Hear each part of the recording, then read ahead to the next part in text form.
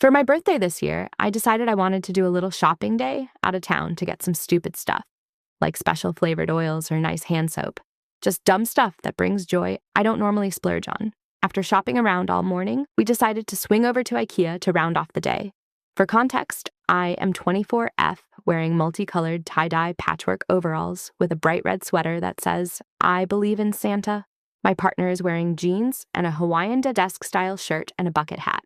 Further context, we have a shopping cart full of stuff, and I am in the process of flipping through duvet covers.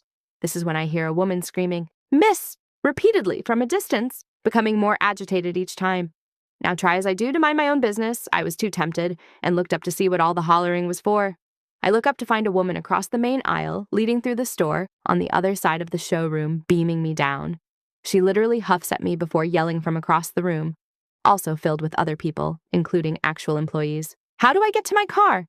I have worked in customer service since the day I could legally get a job. I understand the public. I was feeling birthday kindness in my heart. I chose peace. So I walked 2 to 3 feet closer, so I was in the main aisle, and said very kindly, "There are actually arrows projected onto the ground on this path showing you the way through the showroom." I smiled and pointed to the projection and the path they were on. I paused a second afterwards to make sure she understood. I then nodded, thumbs up, and turned back to what I was doing.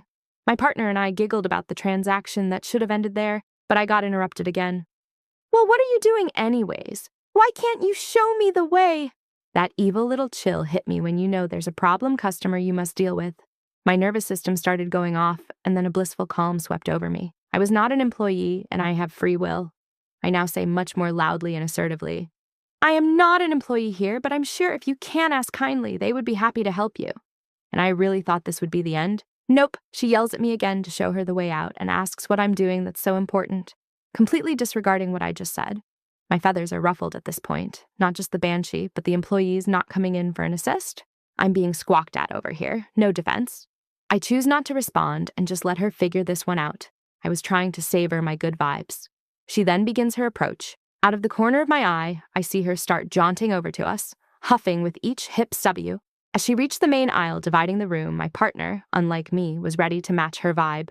He shrieks at her, "She does not work here," I think. Well, that's uncomfortable, but this definitely ends. She'll be embarrassed.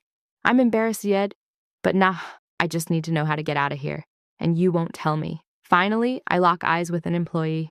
I raise my arm in the air and point at Miss Thang in front of me and tell them she'll be needing some help.